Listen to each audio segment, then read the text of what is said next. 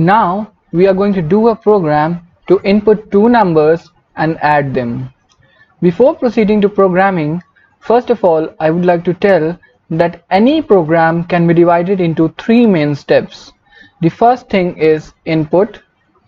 I am using the hash to use single line comment. And the second thing is process, and the third thing is output. So first of all you need to decide what inputs you want to take. Here in the program it is said input two numbers. So let us say I am saying A and B are the inputs.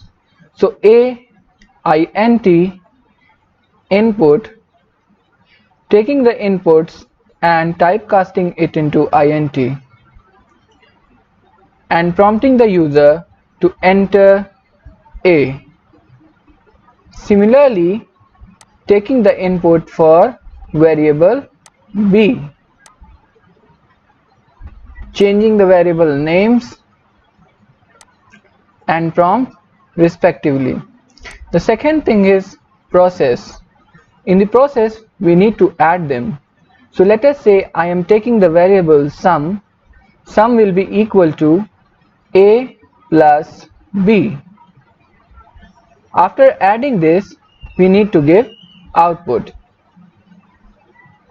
So when we are giving output we need to print the sum.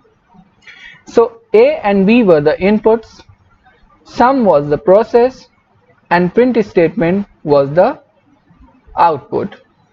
So let us save this program with some extension .py. So I am saving with add.py, and now I am going to run it. So enter A, I am giving 2, enter B, I am giving 3, and the sum is 5. If you want to give some prompt, you can give prompt over here. Let us say I am giving sum is equal to comma. So whenever I am giving the double inverted commas, that will act as a string and pass as the message. After that, giving comma and passing the variable name as it is. So let's save it and run it. Again giving some other, let's say 7 and 10. The answer is 17. Sum is equal to 17.